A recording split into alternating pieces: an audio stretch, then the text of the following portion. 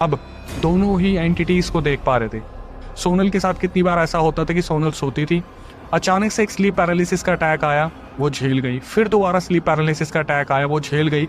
तीसरी बार साक्षात जब वो आँख खोलती थी तो वो देखती थी कोई एंटिटी उनका गला दबा रही है। कितनी बार ऐसा होता था कि जब भी उनकी आँख खुलती थी उन्हें एक साक्षात एंटिटी दिखती थी। जिस रात उन्होंने साक्षात उस एंटिटी को देखा उसका हुलिया बताया।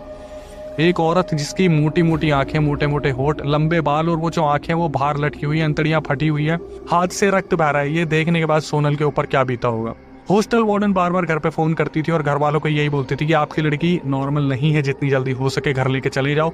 घर वाले यही बोलते थे कि मैम आप समझने की कोशिश क्यों नहीं कर रहे, बच्ची के ऊपर एग्जाम का बहुत प्रेशर है, वो डिप्रेस हो जाएगी अगर सब आप इसी तरीके से रिएक्ट करोगे। और वार्डन ने भी इस चीज़ को बोलना छोड़ दिया और लड़कियों को बोल दिया कि तुम लोग इस चीज़ को इग्नोर करो।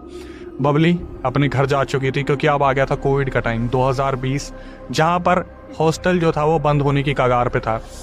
सोनल रोते रोते अपने पापा को फ़ोन करती है कि पापा सब लड़कियां अपने घर जा रही है, प्लीज़ मुझे भी लेने आ जाओ। तो उनके पापा सीधा कॉल करके बोलते हैं कि CBSE की कुछ कॉपीज़ रह रही है जो मुझे चेक करनी है, मैं 2 दिन बाद आ जाऊँगा बेटा, 2 दिन की बात है, आराम से रुक जाओ अपने हॉस्टल में।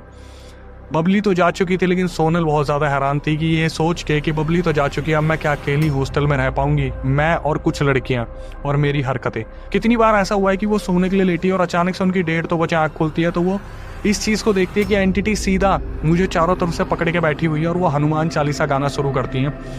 फिर अचानक से छूटती हैं। फिर 1 घंटे बाद उन्हें ऐसा लगता है कोई पोजेस करने की कोशिश कर रहा है और तब तक वो पोजेस हो चुकी होती थी। मुश्किल से 2-3 रातें बची थी जब उनके पेरेंट्स उन्हें लेने आने वाले थे, लेकिन एक रात तो निकल गई जहाँ पर उनके साथ ये सब कुछ हुआ था, हनुमान चालीसा वगैरह वाली चीज़ें। अगली रात जो उनकी लास्ट रात यहाँ पे थी, सोनल अपने हॉस्टल में थी और सारी तैयारी के साथ वो बैठी हुई थी। उन्हें ये तो पता था कि एंटिटीज जानती है कि आज रात मेरी यहाँ पे आखिरी रात है, कल सुबह मेरे पापा मुझे लेने आने वाले हैं। क्या होगा आज रात, क्या मैं आराम से सो पाऊंगी, कहीं मेरे ऊपर अटैक तो नहीं होगा। तभी अचानक से उन्हें पता चलता है कि साइड वाली लड़कियों ने आपस में कोई टास्क दिया है और उनमें से एक लड़की को टास्क मिला था पास वाले ग्रेवयार्ड में से एक मोमबत्ती लेके आनी है और रात को ये लोग कोई रिचुअल परफॉर्म करने वाले थे।